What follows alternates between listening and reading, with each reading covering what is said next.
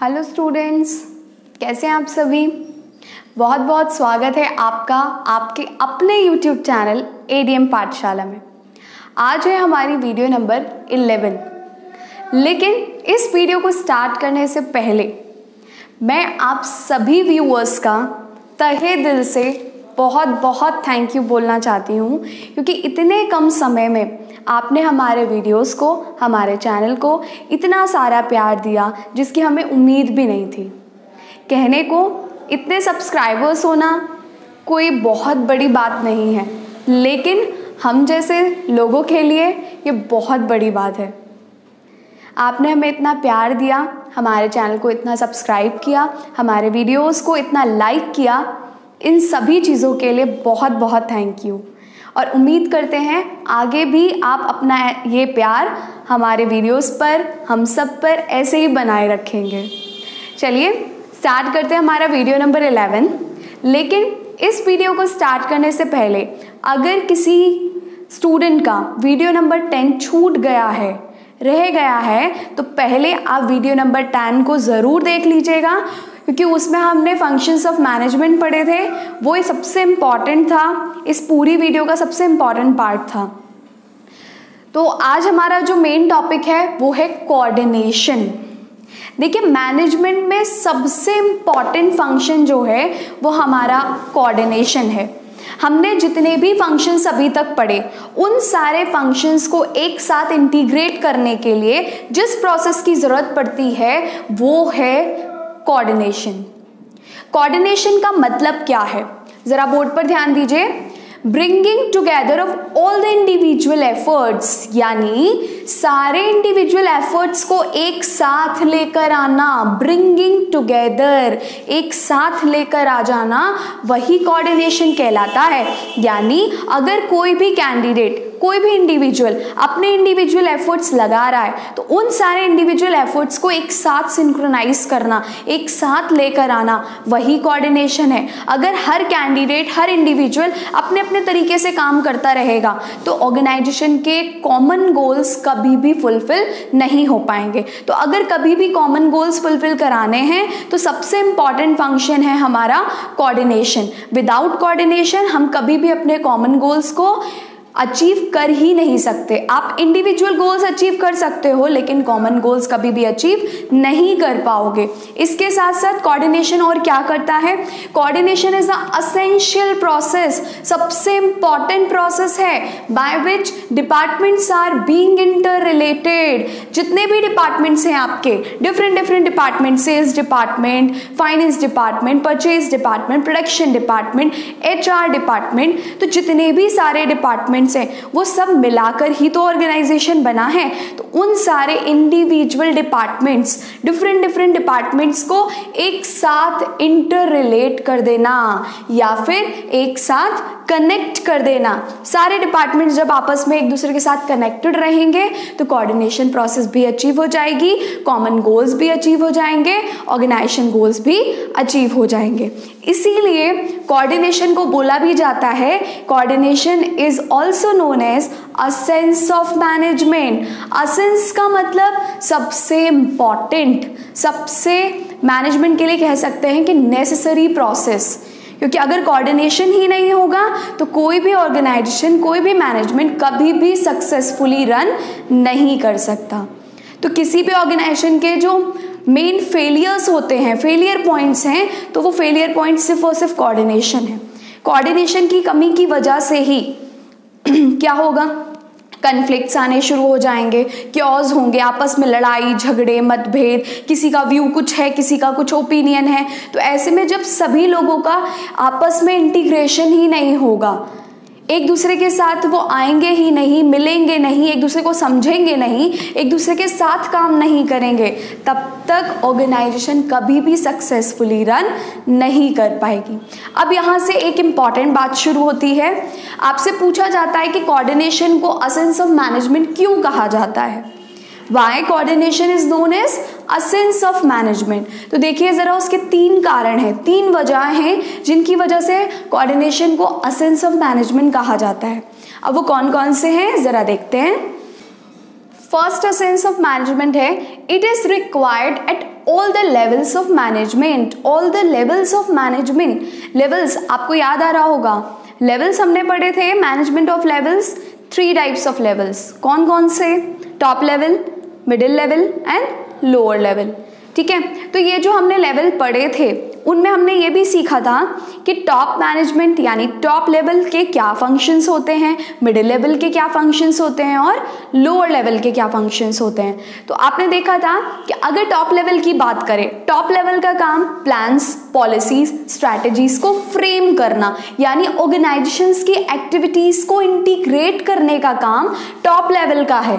तो कोऑर्डिनेशन देखा जाए तो तीनों ही लेवल्स पर इंपॉर्टेंट है। सिर्फ ऐसा तो नहीं कि टॉप लेवल सिर्फ कोऑर्डिनेशन एक्टिविटी देखेगा, मिडिल लेवल नहीं देखेगा या लोअर लेवल नहीं देखेगा। तो हम ऐसा बिल्कुल भी नहीं कह सकते, चाहे टॉप हो, मिडिल हो या लोअर लेवल हो, तीनों ही लेवल पर कोऑर्डिनेशन रिक्वायर्ड है। हर लेवल के लोग जो हैं वो कोऑर्डिनेशन एक्टिविटी को परफॉर्म करेंगे। ठीक है जी, तो टॉप लेवल का काम सारी ऑर्गेनाइजेशन की एक्टिविटीज को इंटीग्रेट करना, मिडिल लेवल का काम अपने डिपार्टमेंट्स यानी डिफरेंट डिपार्टमेंट्स की एक्टिविटीज को इंटीग्रेट करना, और लोअर लेवल का काम वर्कर्स की एक्टिविटीज को इंटीग्रेट करना। तो तीनों लेवल्स पर आपने देख लिया कि कोऑर्डिनेशन किस तरीके से वर्क करता है। Next one is it is required to perform all functions of management, all the functions of management. आपने वीडियो नंबर 10 में फंक्शंस ऑफ मैनेजमेंट पढ़े थे। तो फंक्शंस ऑफ मैनेजमेंट मैंने आपको बताए थे, there are 5 types of functions of management, POSDC, planning, organizing, staffing, directing and controlling. तो ये जो 5 फंक्शंस हैं, इन फंक्शंस के लिए भी तो कोऑर्डिनेशन जरूरी है। कैसे जरूरी है? प्लान बना लिया, प्लान बन गया, स्ट्रक्चर भी बन जाएगा, organization structure that is organizing. फिर उसके बाद जब हमने इतना सब कुछ कर लिया तो हमें रिक्रूटमेंट, सिलेक्शन करना पड़ेगा, किसका? स्टाफ का। स्टाफ भी आ गया, अब उनको इंस्ट्रक्शंस देने पड़ेंगे, गाइड करना पड़ेगा according to the planning, according to the planned objective. तो अब हमने उनको गाइड भी कर दिया। अब गाइड करने के बाद क्या बचा? प्लान्ड आउटपुट को एक्चुअल आउटपुट के साथ मैच करना। ठीक है, दैट मीन्स कंट्रोलिंग। तो ये 5 फंक्शन में हेल्प कौन कर रहा है? कोऑर्डिनेशन। क्यों? ये 5 फंक्शंस को एक साथ इंटीग्रेट करने का काम कर रहा है, सिंक्रोनाइजेशन कर रहा है। तो मैनेजमेंट चाहे टॉप लेवल हो, लोअर लेवल हो या मिडिल लेवल हो, तीनों लेवल्स पर रिक्वायर्ड था। सेम एज हमारे जितने भी फंक्शंस हैं, चाहे प्लानिंग हो, कंट्रोलिंग हो, ऑर्गेनाइजिंग हो, स्टाफिंग हो, डायरेक्टिंग हो, उन सभी लेवल्स पर उन सारे फंक्शंस को परफॉर्म करना भी कोऑर्डिनेशन हेल्प करता है। Next one is it is the most important function of every organization. हर एक ऑर्गेनाइजेशन में कोऑर्डिनेशन सबसे इंपॉर्टेंट है। क्यों इंपॉर्टेंट है? क्योंकि आपने देखा है भाई हर ऑर्गेनाइजेशन में डिफरेंट बैकग्राउंड के लोग होते हैं। ठीक है, तो जब अलग अलग ऑर्गेनाइजेशंस, अलग अलग तरह के लोग, अलग अलग वर्किंग स्टाइल, तो ऐसे में मैनेजर की ड्यूटी बन जाती है कि कोऑर्डिनेशन तो करवाना पड़ेगा। तो जब कोऑर्डिनेशन कराया जाएगा तो कोई भी ऑर्गेनाइजेशन हो वो सक्सेसफुली रन कर लेगी। लेकिन अगर आपस में डिफरेंट वर्किंग स्टाइल्स होंगी और उनको इंटीग्रेट नहीं किया जाएगा, उनको आपस में यूनिटी नहीं होगी, हार्मनी नहीं होगी, तो ऐसे में कोऑर्डिनेशन कभी काम ही नहीं करेगा। और कोऑर्डिनेशन की जहाँ कमी होती है, स्टार्टिंग में ही हमने पढ़ा कि जहाँ कोऑर्डिनेशन की कमी वहाँ ऑर्गेनाइजेशन फेलियर्स होने शुरू हो जाते हैं। तो अगर ऑर्गेनाइजेशन को सक्सेसफुली रन करना है तो कोऑर्डिनेशन सबसे इम्पॉर्टेंट फंक्शन है। इसीलिए हेनरी फ्योर्ड, उन्होंने क्या कहा था, देख लीजिए जरा। हेनरी फ्योर्ड ने बहुत अच्छी बात कही है, कमिंग टुगेदर यानी लोगों का एक साथ आना। एक साथ आना किसी भी बिजनेस की शुरुआत है, यानी beginning of the business. Coming together is the beginning of the business. किसी भी बिजनेस की शुरुआत लोगों का एक साथ आना होती है। अब लोग एक साथ तो आ गए, लेकिन अगर एक साथ लंबे समय तक वो टिके हुए हैं, मार्केट में बने हुए हैं, सरवाइव कर रहे हैं एक साथ, दैट मीन्स वो बिजनेस की प्रोग्रेस है। किसी भी बिजनेस की प्रोग्रेस, लोगों का एक साथ बने रहना। लेकिन किसी भी बिजनेस की सक्सेस, सफलता का सिर्फ एक कारण है, और वो क्या? वर्किंग टुगेदर, एक साथ मिलजुल कर काम करना। आप एक साथ बने हो, लेकिन आपस में एक दूसरे के लिए कॉन्फ्लिक्ट्स हैं, मन में बहुत सारी गलत इंटेंशंस एक दूसरे के लिए चल रही हैं, गलत थॉट्स चल रहे हैं, और ना आप उनको फॉलो करते हो ना वो आपको फॉलो करते हैं। तो ऐसे में वो कोऑर्डिनेशन नहीं है, वो आपके किसी भी ऑर्गेनाइजेशन की सक्सेस नहीं है। एक घर में अगर 10 लोग हैं और वो 10 लोग मिलजुल कर काम कर रहे हैं, दैट मीन्स कह सकते हैं वो किसी भी घर की सक्सेस है, पावर है, स्ट्रेंथ है। लेकिन सिर्फ एक साथ रहना, लेकिन रहकर भी एक दूसरे के मन में अगर कोई कॉन्फ्लिक्ट चल रहे हैं, बदले की भावनाएं चल रही हैं, या ऐसा कुछ भी है, तो ऐसे में आप नहीं कह सकते कि वो घर है। ठीक है जी। ऐसे ही सेम ऑर्गेनाइजेशन है, ऑर्गेनाइजेशन भी क्या कहता है? लोगों का साथ में आना किसी भी बिजनेस की शुरुआत है। लोगों का लंबे समय तक साथ में रहना किसी भी ऑर्गेनाइजेशन की प्रोग्रेस को दिखाता है, लेकिन लोगों का एक साथ मिलजुल कर काम करना किसी भी ऑर्गेनाइजेशन की सक्सेस बताता है। कोऑर्डिनेशन की डेफिनेशन में हमने पढ़ा था कि इंडिविजुअल एफर्ट्स को एक साथ लेकर आना, जिससे डिफरेंट डिपार्टमेंट्स की डिफरेंट एक्टिविटीज़ को सिंक्रोनाइज किया जा सके और कॉमन गोल्स को इजीली अचीव किया जा सके। तो उन्हीं डेफिनेशन में छिपे हमारे फीचर। तो फर्स्ट फीचर क्या कहता है, देखिए ज़रा, इट इंटीग्रेट्स ग्रुप एफर्ट्स, यानी डिफरेंट बैकग्राउंड से आए हुए लोगों का जो डिफरेंट वर्क स्टाइल है, तो ऐसे में मैनेजमेंट के लिए रिक्वायर्ड हो जाता है कि उन डिफरेंट वर्किंग स्टाइल्स को आपस में इंटीग्रेट करना, उनके इंडिविजुअल गोल्स को ग्रुप एफर्ट्स में कन्वर्ट कर देना। तो कोऑर्डिनेशन का काम क्या है? कोऑर्डिनेशन ने क्या किया? इंडिविजुअल एफर्ट्स को ग्रुप एफर्ट्स में बदल दिया, यानी इंटीग्रेट कर दिया। नेक्स्ट फीचर क्या कहता है? एंश्योर यूनिटी ऑफ एक्शन या फिर एफर्ट्स, यानी हमारे जो डिफरेंट डिपार्टमेंट्स हैं वो जो डिफरेंट एक्टिविटीज़ परफॉर्म कर रहे हैं, तो ऐसे में इंडिविजुअल गोल्स फुलफिल हो सकते हैं, लेकिन कॉमन गोल्स कभी फुलफिल नहीं हो सकते। तो कोऑर्डिनेशन क्या करता है? कोऑर्डिनेशन का काम है उन डिफरेंट डिपार्टमेंट्स के एफर्ट्स को एक साथ लेकर आना, यानी उनके बीच में कोऑर्डिनेशन बनाना, उनके बीच में हार्मनी मेंटेन करना। तो सेकंड फीचर ने क्या किया? हार्मनी मेंटेन कर दी between different departments to achieve the common goals. Next one is continuous process. Continuous process क्या कहता है? हमने देखा था कि मैनेजमेंट एक कॉन्टिन्यूस प्रोसेस है, और जब मैनेजमेंट कॉन्टिन्यूस प्रोसेस है, नेवर एंडिंग प्रक्रिया है, तो जब तक मैनेजमेंट चलेगा, कोऑर्डिनेशन की भी एक्टिविटीज़ को हमें कंटिन्यू रखना पड़ेगा। तो जब तक मैनेजमेंट तब तक कोऑर्डिनेशन, और सक्सेसफुली रन कराना है, तो ये तो इम्पॉर्टेंट फीचर है, इम्पॉर्टेंट फंक्शन है, जिसे हर मैनेजर को फुलफिल करना ज़रूरी है। Next feature is pervasive. Pervasive भी हम पढ़ चुके हैं। परवेसिव का मतलब मैं आपको बता चुकी हूँ, फैला हुआ, हर जगह अप्लाई होना। तो जब मैनेजमेंट हर जगह अप्लाई हो जाता है, तो कोऑर्डिनेशन की प्रक्रिया को भी हर जगह एप्लीकेबिलिटी मिली हुई है। कहने का मतलब जहाँ जहाँ मैनेजमेंट काम करेगा, कोऑर्डिनेशन वहाँ काम करेगा। तो मैनेजमेंट की रिक्वायरमेंट हर लेवल पर होती है, हर फंक्शंस को परफॉर्म करने के लिए होती है। सिमिलरली कोऑर्डिनेशन भी यही कहता है। कोऑर्डिनेशन कहता है हर लेवल पर कोऑर्डिनेशन की रिक्वायरमेंट है, हर फंक्शंस को फुलफिल करने के लिए कोऑर्डिनेशन की ज़रूरत है, हर डिपार्टमेंट्स की एक्टिविटीज़ को इंटीग्रेट करने के लिए कोऑर्डिनेशन की ज़रूरत है।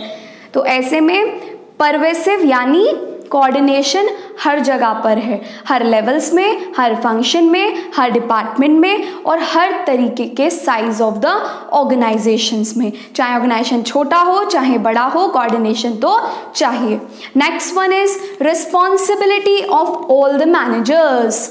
ध्यान देना, all the managers, all managers यानी चाहे टॉप लेवल हो, मिडिल लेवल हो या लोअर लेवल हो। मैनेजमेंट में कोऑर्डिनेशन आपको हर लेवल पर चाहिए, यानी ऐसे में हर मैनेजर की रिस्पॉन्सिबिलिटी है कि वो अपने अपने लेवल्स पर, अपने अपने डिपार्टमेंट्स में कोऑर्डिनेशन एक्टिविटी को परफॉर्म कराएं। ठीक है। Next one is deliberate function. देखिए दोनों काफ़ी सिमिलर हैं। डेलिब्रेट फंक्शन का मतलब होता है नेसेसरी ऑब्लिगेशन, यानी वो काम होना ही होना है, आपको वो काम करना ही है, मस्ट एक्टिविटी है वो। ठीक है। क्यों मस्ट एक्टिविटी है? कोऑर्डिनेशन नहीं होगा तो मैनेजमेंट सक्सेसफुली रन ही नहीं कर पाएगा। बहुत सारे कॉन्फ्लिक्ट्स, बहुत सारे क्योर्स आपस में एक दूसरे से चलते ही रहेंगे और ऐसे में कभी भी ऑर्गेनाइजेशन प्रोग्रेस नहीं कर पाएगा, मार्केट में सर्वाइव नहीं कर पाएगा और ग्रोथ का तो हम सोच ही नहीं सकते। तो ऐसे में अगर हम कोऑर्डिनेशन मेंटेन करते हैं, हर मैनेजर उस कोऑर्डिनेशन एक्टिविटी को मस्ट फुलफिल कर दे, मस्टली परफॉर्म कर दे, तो ऐसे में मैनेजमेंट सक्सेसफुली रन कर सकता है। इसीलिए मैनेजमेंट में कोऑर्डिनेशन को बोला गया है कि कोऑर्डिनेशन एक डेलिब्रेट फंक्शन है, यानी एक ऐसा फंक्शन जिसे परफॉर्म किया ही जाना चाहिए। ये ड्यूटी है, मस्ट ड्यूटी है, उसे करना ही करना है। ठीक है जी। तो ये हो गए हमारे कोऑर्डिनेशन के फीचर्स, जिसमें हमने क्या सीखा कि इंडिविजुअल एफर्ट्स को ग्रुप एफर्ट्स में कन्वर्ट कर देना, डिफरेंट डिपार्टमेंट्स की एक्टिविटीज़ को के बीच में हार्मनी मेंटेन करना, एक कॉन्टीन्यूसली प्रोसेस है जिसको चलाया ही जाएगा, नेवर एंडिंग प्रोसेस है, हर जगह पर अप्लाई हो जाती है, दैट मीन्स परवेसिव है, रिस्पॉन्सिबिलिटी है हर मैनेजर की जिसे कोऑर्डिनेशन परफॉर्म करना ही करना है, और उसके साथ साथ हर मैनेजर के लिए एक नेसेसरी ऑब्लिगेशन है, यानी डेलिब्रेट फंक्शन है, वो परफॉर्म करना मस्ट है। तो ये हो गए हमारे कोऑर्डिनेशन के फीचर्स। आगे चलते हैं, हमारा last topic importance of coordination. इसके बाद हमारा चैप्टर बिल्कुल एंड हो जाएगा। इसके बाद आप लोगों की काफ़ी सारी रिक्वेस्ट थी कि मैम कुछ केस स्टडीज़ आप करवा दीजिए, तो मैं नेक्स्ट वीडियो में पूरी कोशिश करूँगी कुछ केस स्टडीज़ के थ्रू आपके सारे टॉपिक्स और सारे डाउट्स में क्लियर कर दूँ। चलिए अभी देखते हैं अपने इम्पॉर्टेंस ऑफ कोऑर्डिनेशन। तो इम्पॉर्टेंस ऑफ कोऑर्डिनेशन क्या कहता है, यानी कोऑर्डिनेशन की ज़रूरत कैसे है, किस तरीके से है। तो फर्स्टली अगर मैं बात करूँ size of the organization, size of the organization कहता है कि ऑर्गेनाइजेशन का साइज ये बताने का काम करेगा कि कोऑर्डिनेशन की ज़रूरत ज़्यादा है या कम है। कह सकते हैं अगर आपका size of the organization large है, यानी लार्ज ऑर्गेनाइजेशन है, बड़ी ऑर्गेनाइजेशन है, तो ऐसे में उस ऑर्गेनाइजेशन को रन करने के लिए आपको काफ़ी सारे इंडिविजुअल्स चाहिए, मोर इंडिविजुअल्स यू नीडेड। तो ऐसे में जब इतने सारे लोग होंगे तो उस कोऑर्डिनेशन, उस जगह पर आपस में कॉन्फ्लिक्ट्स, क्योर्स बहुत सारे होंगे, कन्फ्यूजन्स बहुत होंगे। तो उन सारी चीज़ों से बचने के लिए हमें कोऑर्डिनेशन की ज़रूरत ज़्यादा होगी, यानी लार्ज ऑर्गेनाइजेशन तो कोऑर्डिनेशन की ज़रूरत भी ज़्यादा। और अगर स्मॉल ऑर्गेनाइजेशन है तो जब साइज ऑफ ऑर्गेनाइजेशन स्मॉल है, छोटा है, तो ऐसे में उसको रन ओवर करने वाले लोग भी कम होंगे। तो जब लोग कम, कॉन्फ्लिक्ट्स भी कम, तो ऐसे में कोऑर्डिनेशन की रिक्वायरमेंट भी कम होगी as compare to large organization. लेकिन ये नहीं कह सकते कोऑर्डिनेशन की ज़रूरत ही नहीं होगी, कोऑर्डिनेशन की ज़रूरत तो होगी, लेकिन छोटा ऑर्गेनाइजेशन है तो कम होगी और अगर बड़ा ऑर्गेनाइजेशन है तो ज़्यादा होगी। Next one is functional differentiation. Functional differentiation कहता है कि हमारे ऑर्गेनाइजेशन में काफ़ी सारे डिपार्टमेंट्स हैं जिनकी एक्टिविटीज़ बिल्कुल अलग हैं। फॉर एग्जाम्पल परचेज डिपार्टमेंट का काम है रॉ मटेरियल को परचेज करना, प्रोडक्शन डिपार्टमेंट का काम है उस रॉ मटेरियल को फिनिश गुड में कन्वर्ट करना, सेल्स डिपार्टमेंट का काम है उस फिनिश गुड को मार्केट में सेल करना। सिमिलरली एचआर डिपार्टमेंट, उसका काम है ह्यूमन रिसोर्स को अरेंज करना, उनके प्रॉब्लम्स को, उनके ग्रीवेंसेस को सॉल्व आउट करना। फाइनेंस डिपार्टमेंट का काम है फाइनेंस को अरेंज करना। तो ऐसे में इतने सारे डिपार्टमेंट्स और उन सारे डिपार्टमेंट्स के अपने अपने फंक्शंस, तो सबके फंक्शंस अलग अलग हैं। तो ऐसे में ये भी तो इम्पॉर्टेंट है कि उन सारे डिपार्टमेंट्स के बीच में कोऑर्डिनेट किया जा सके, कोऑर्डिनेशन बनाया जा सके, जिससे हमारे कॉमन गोल्स भी अचीव हो जाएं। तो कोऑर्डिनेशन की ज़रूरत क्यों है? कोऑर्डिनेशन की ज़रूरत इसलिए भी है क्योंकि हमारे डिपार्टमेंट्स के वर्किंग जो हैं वो अलग अलग हैं, उनके फंक्शंस जो हैं वो अलग अलग हैं। तो ऐसे में जितने ज़्यादा डिपार्टमेंट्स होंगे, फंक्शंस उतने ही अलग होंगे, और जितने ज़्यादा डिपार्टमेंट्स, कोऑर्डिनेशंस की रिक्वायरमेंट भी उतनी ही ज़्यादा होगी। Next one is specialization. देखिए, स्पेशलाइजेशन का मतलब होता है परफेक्टनेस, यानी माहिर होना, अपने काम में माहिर होना। अब आपने कहते हुए सुना होगा काफ़ी लोगों को कि जब हम कुछ एडवाइस देते हैं तो वो ये कहते हैं अपना एडवाइस अपने पास रखो, बहुत सालों से हम काम करते आ रहे हैं, तुम कल के आए हमें एडवाइस दोगे, हमें सिखाओगे कि किस काम को कैसे करना है। तो ऐसे में क्या होगा कि जब आपके ऑर्गेनाइजेशन में मोर इंडिविजुअल्स स्पेशलाइजेशन होगा, यानी ज़्यादा से ज़्यादा लोग जो स्पेशलाइज्ड होंगे, परफेक्ट होंगे अपने काम में, तो ऐसे में वो कभी दूसरे की बात को अंडरस्टैंड ही नहीं करेंगे, कभी एक दूसरे को नहीं समझेंगे, और हमेशा ये लड़ाई झगड़ा चलता रहेगा। तो ऐसे में जब स्पेशलाइजेशन ज़्यादा होता है, ऑर्गेनाइजेशन में मोर एम्प्लॉयज़, मोर इंडिविजुअल्स स्पेशलाइज्ड होते हैं, तो कोऑर्डिनेशन की रिक्वायरमेंट भी बढ़ जाती है। क्यों बढ़ जाती है? क्योंकि हर कोई अपने तरीके से काम करना चाहेगा। मैं इस काम में परफेक्ट हूँ, मैं इस काम में परफेक्ट हूँ, तो वो कोई किसी की नहीं सुनेगा। तो कोऑर्डिनेशन की रिक्वायरमेंट भी वहाँ ज़्यादा होगी। लेकिन अगर आपकी ऑर्गेनाइजेशन में ऐसे लोग हैं जो ज़्यादा स्पेशलाइज्ड नहीं हैं, यानी अभी फ्रेशर्स कह सकते हो, या अभी काम करना सीख रहे हैं, बहुत ज़्यादा एक्सपीरियंस नहीं है उनको, बहुत ज़्यादा स्पेशलाइज्ड नहीं है, तो ऐसे में क्या होगा? ऐसे में वो हमेशा सामने वाले की बात को सुनेंगे, अंडरस्टैंड करेंगे, मान लेंगे, लेकिन कोऑर्डिनेशन की रिक्वायरमेंट तो होगी बट कम होगी। क्यों? क्योंकि वहाँ वो खुद से एक दूसरे के साथ कोऑर्डिनेशन मेंटेन कर लेंगे। लेकिन अगर ज़्यादा स्पेशलाइज्ड लोग होंगे तो ऐसे में कोऑर्डिनेशन बनाने में मुश्किल होगी। तो ऐसे में एक मैनेजर के लिए ये सबसे डेलिब्रेट फंक्शन हो जाएगा कि उसे कोऑर्डिनेशन करवाना पड़ेगा, खुद से करवाना पड़ेगा।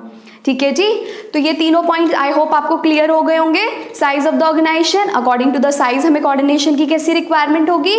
फंक्शनल डिफरेंशिएशन, जैसे जैसे ज़्यादा डिपार्टमेंट्स बढ़ जाएंगे, डिफरेंस फंक्शन भी उनके अलग अलग होते चले जाएंगे, और ऐसे में कोऑर्डिनेशन की रिक्वायरमेंट भी बढ़ जाएगी। नेक्स्ट स्पेशलाइजेशन, स्पेशलाइज लोग ज़्यादा, कोऑर्डिनेशन की रिक्वायरमेंट ज़्यादा, स्पेशलाइज लोग कम, तो कोऑर्डिनेशन की रिक्वायरमेंट भी कम। ठीक है जी, तो ये थे हमारा आज की वीडियो, और इसके साथ साथ यही हमारा चैप्टर फर्स्ट ख़त्म होता है, nature and significance of management. I hope आपको वीडियोस अच्छे लगे होंगे, आपको टॉपिक समझ में आए होंगे, और उम्मीद करती हूँ कि आपका जो प्यार है वो ऐसे ही मिलता रहेगा और दिन दुगनी रात चौगनी तरक्की करता रहेगा।